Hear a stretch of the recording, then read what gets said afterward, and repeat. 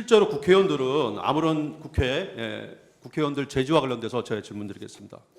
실제로 당시에 국회의원들은 아무런 제지를 받지 않고 국회에 들어갔고 또 언론사 역시 국회 본회의장에 들어가 국회 로비에서 국회의원들의 언론사와 국회의원들이 언론사와 인터뷰를 하는 등 상황이 전개되고 있었습니다. 현장 상황은 TV로 생중계되고 있었고 대통령과 증인이 국회의원의 국회 출입을 저지 봉사하라는 지시를 할 수 있는 상황도 아니었고 할 수 없는 상황이었죠. 맞습니다. 예. 42번 질문하겠습니다. 공수처는 2024년 12월 4일 공안시 03분경에 본회의에서 비상계엄 해제 요구안이 가결되자 2024년 12월 4일 공안시 16분에서 공안시 47분경에 합동참모부 지하에 있는 결심지원실에서 대통령이 증인, 계엄사령관 박안수, 그다음에 국가안보실 2차장 인성환, 국방비서관 최병욱 등과 함께 논의를 하면서 그것 봐라, 1000명 더 투입하라고 하지 않았나 이렇게 말하면서 말하였다고 하는데 그 사실이 아니죠? 아닙니다. 예. 또 소추단 측은 대통령이 국회 계엄 해제 요구안이 가결되었음에도 일부러 즉시 계엄을 하지 않았다는 취지로 주장하고 있는데 이것 역시 사실 아니죠? 아닙니다. 예. 증인과 대통령은 계엄 해제 의견을 방송으로 확인한 후에 대통령은 계엄 해제를 위한 국무회의 소집을 지시했고 국무위원들이 대통령실로 오기를 기다리고 있었던 것이지 계엄 해제를 일부러 늦추거나 하는 건 아니죠. 맞습니다. 그리고 한 가지 더 질문하겠습니다. 국회의 계엄 해제 요구가 있자마자 대통령이 증인과 박안수 계엄사령관을 직무실로 불러서 즉시 병력을 철수해라라고 지시했죠. 맞습니다. 예. 증인의 공소장에 따르면은 증인이 2024년 12월 4일 공두시 13분경에 곽종근에게 이미 다 계엄 해제가 난 다음에 공두시 13분경입니다. 중앙선거관리위원회에 병력을 재차 투입할 수 있느냐 이렇게 문의했다고 기재되어 있는 게 사실이 아니죠. 사실이 아닙니다. 예, 정치인 체포와 관련돼서 질문드리겠습니다.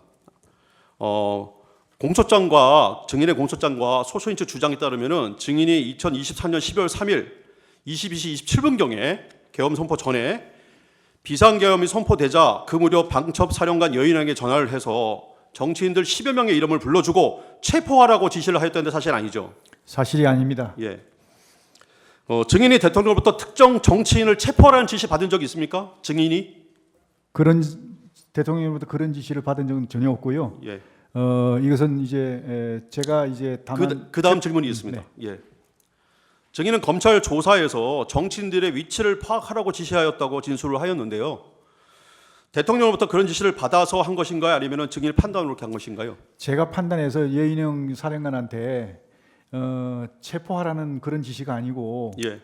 그 포고령 위반 우려가 있는 그런 대상자들을 몇 명 불러주면서 그 인원들에 대해서 동정을 잘 살펴라.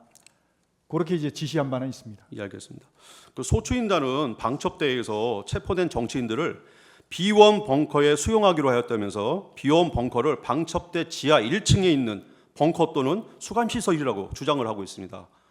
그러니까 방첩대 지하 1층에는 수감시설이 없다고 이미 관련자들이 국회 국방위에서 민주당 의원들의 질의에 분명히 답했습니다. 증인은 방첩대 지하 1층에 체포된 정치인을 수용하라고 지시한 적이 있습니까? 어디 방첩대 말씀하십니까? 예, 비원 벙커를 지하 1층이라고 이렇게 알고 계시더라고요. 비원 벙커에? 예, 아니요. 비원을 지하 1층으로 알고 계시더라고요. 방첩대 지하 1층에 그런 시설이 없죠. 그런 지시한 적도 없죠. 없습니다. 예. 혹시 방첩대 지하 1층 벙커가 아니라 수방사에 있는 비원 벙커를 말하는 것이라면은 이 벙커는 체포된 인원을 수용할 수 있는 시설이 아니죠. 전혀 아닙니다. 이유가 뭐죠? 그 수용할 수 있는 그런 공간도 안 되고 시설 자체도 안 됩니다. 수용을 하려면 그런 수용할 수 있는 기본적인 화장실이나 방마다 간단한 그냥 씻는 그런 게 있어야 되는데 전혀 그런 게 안 돼 있습니다. 예.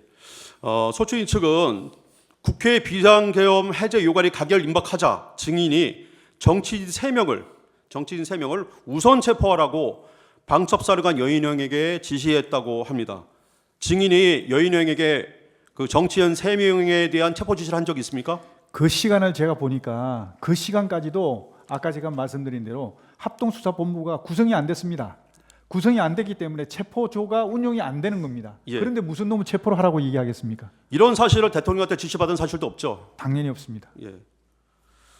증인은 공소장에서 검찰이 정치인 체포조가 운영됐다 이렇게 얘기하는데 사실 아니죠. 그것도 아까 잠깐 말씀드린 대로 체포를 하려면 혐의가 있어야 되고 네. 또 체포할 수 있는 기구가 있어야 됩니다. 예, 알겠습니다. 혐의도 없고 예. 체포할 기구도 구성이 안 되는데 질문하겠습니다. 어떻게 예. 그게 체포가 이루어집니까? 예, 예.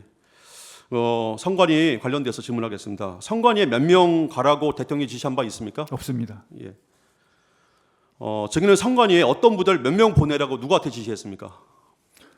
선관위의 초기에 정보사가 이제 그 시설 확보를 위해서 초기에 투입이 됐고요. 그 이후에 특전사가 투입이 된 걸로 알고 있습니다. 몇 명 보내라고 지시한 적은 없죠. 예, 인원은 제가 정확히 예, 기억하지 알겠습니다. 못하고 있습니다. 증인은 선관위에 출동한 지휘관들에게 선관위 직원과 핸드폰 등에 대한 압수 또는 체포 지시를 내린 바 있습니까? 그런 사실은 없습니다. 다만 이제 임무 수행을 위해서 필요한 조치를 하라고는 제가 그 임무를 줬지만 구체적으로 지시하는 것은 그 장관이 해야 될 일은 아닌 것 같습니다. 예.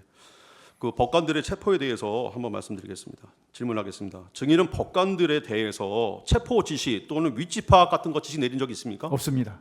그럼 대통령께서 증인에게 법관 체포를 지시한 적이 있습니까? 없습니다. 말이 안 됩니다. 예, 이상입니다.